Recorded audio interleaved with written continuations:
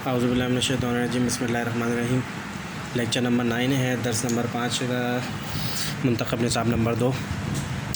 اگر آدمی طے کر لے کہ فیصلہ ہماری مرضی کے مطابق ہوگا تو ہم ساتھ دیں گے، ورنہ جن کی رائے کے مطابق ہوا وہ آگے بڑھیں، تو یہ جماعتی اعتبار سے منافقت ہے، جس کی سب سے نمایاں مثال غزوہ احد میں سامنے آئی کہ جب عبداللہ بن ابی اپنے 300 آدمیوں کے ساتھ یہ کہہ کر واپس لوٹ گیا کہ جب ہمارے مشورے پر عمل نہیں ہوتا تو ہم خواہ اپنے جانیں خطرے میں کیوں ڈالیں۔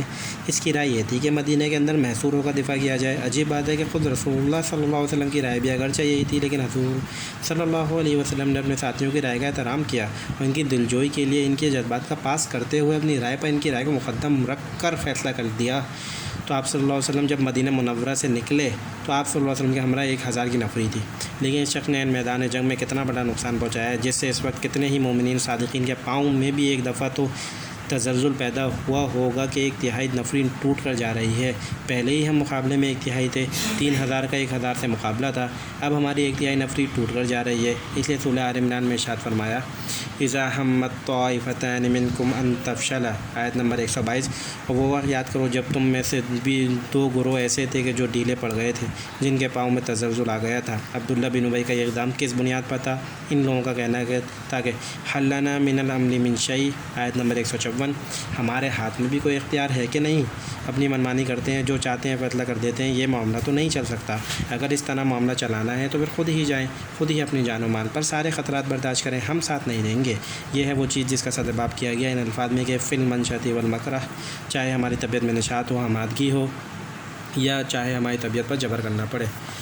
اگر ہم اسے خوشگوار فیصلہ محسوس کریں تب بھی ہم حکم مانیں گے، اور اگر ہماری طبیعت کا خلاف ہو تو ہم اس کے لیے اپنی تمام طبیعتوں کا مادہ نہ پا رہے ہوں تب بھی ہم اپنی طبیعتوں کو مجبور کریں گے، آپ کا حکم مانیں گے صلی اللہ علیہ وسلم۔ آگے چلیے، وعلی اثرتی علینا، اس پر بھی ہم نے بیعت کی کہ چاہے ہم پر دوسروں کو ترجیح دی جائے۔ یہ جماعتی زندگی کا تیسرا معاملہ ہے۔ ظاہر بات ہے کہ ایک ہی امیر تو نہیں ہے، جماعتی زندگی میں تو ایک چین چلے گی۔ ایک امیر ہے، اس نے کسی کو ایک اپنا نائب مقرر کیا، پھر وہ کوئی لشکر بھیج رہا ہے تو وہاں اس نے کسی کو سپہ سالار بنایا ہے۔ اس لشکر میں سپہ سالار ہی تو نہیں ہے، کوئی میمنہ کا، کوئی میسرہ کا امیر ہے، کوئی قلب کا انچارج ہے۔ میمنہ اور میسرہ کے اندر بھی کئی گروپ ہیں، کسی کے پاس کسی گروپ کا جھنڈا ہے، کسی کے پاس کسی کا ہے۔ تو جب بھی کوئی ہیئت اجتماعی قائم ہو گئی تو اس میں چین ناگزیر ہے، سوائے ایک شخص کے جو اس ہیئت اجتماعی کا امیر ہے، وہ تو امیر ہی ہے، باقی تو ہر شخص امیر بھی ہے اور معمور بھی ہے۔ اپنے سے اوپر والے کا معمور ہے اور اپنے سے نیچے والوں کے لیے امیر ہے۔ اس ضمن میں ایک اعتراض یہ اٹھایا جاتا ہے کہ صاحب امارت کے انتخاب اور عزل و نصب کے کوئی قواعد و قانون ہونے چاہیے۔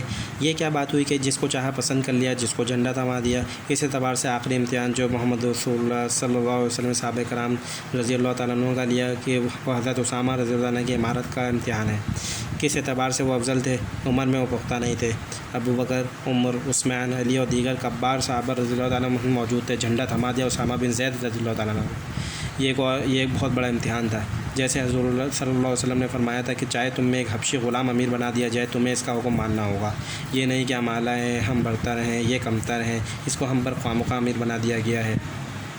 کوئی معیار ہونا چاہیے، کوئی قاعدہ قانون اور ضابطہ ہونا چاہیے۔ یہ کیا ہے کہ بس ایک شخص پسند آ گیا، اس کو امیر بنا دیا۔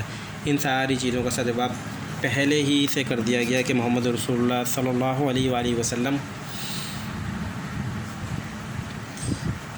نے یہ بات تسلیم کروا لی کہ یہ میرا اختیار ہوگا کہ جس کو چاہوں امیر بناؤں۔ بیعت میں وعلی اثرتی علینا کے الفاظ ادا کرنے والے پہلے سے طے کر رہے ہیں کہ عہد کر رہے ہیں کہ چاہے دوسروں کو ہم پر ترجیح دی جائے، ہم پھر بھی سمع و اطاعت پر قائم رہیں گے۔ دیکھیے، یہاں اس کا بھی امکان ہے کہ آپ یہ سمجھیں کہ واقعتاً یہی شخص جس کو امیر بنایا جا رہا ہے افضل ہے، یہ اہل تر ہے، لیکن ایک خیال یہ بھی ہو سکتا ہے کہ یہ ہم میں افضل نہیں ہے۔ اس کے باوجود جس کے ہاتھ میں جھنڈا تھما دیا جاتا ہے تو تمہیں اس کی اطاعت کرنی ہے۔ یہ چین جو ہے اطاعت کی، اسے برقرار رکھنا ہے، جیسا کہ رسول صلی اللہ علیہ وسلم نے من اطاعنی فقط اطاع اللہ ومن عصانی فقط عصى اللہ، جس نے میری اطاعت کی اس نے اللہ کی اطاعت کی، جس نے میری نافرمانی کی اس نے اللہ کی نافرمانی کی۔ ومن اطاع امیری فقط اطاعنی ومن عصى امیری فقط عصانی، یہ صحیح بخاری کی حدیث ہے۔ اور جس نے میرے مقرر کردہ امیر کی اطاعت کی اس نے میری اطاعت کی، اور جس نے میرے مقرر کردہ امیر کی نافرمانی کی اس نے میری نافرمانی کی۔ اب یہ چین چلے گی، البتہ معروف کی شرط آپ سے آ جائے گی۔ حضور صلی اللہ علیہ وسلم نے بھی اس کو کسی کو معین کیا ہو تو وہاں اطاعت بالمعروف ہوگی۔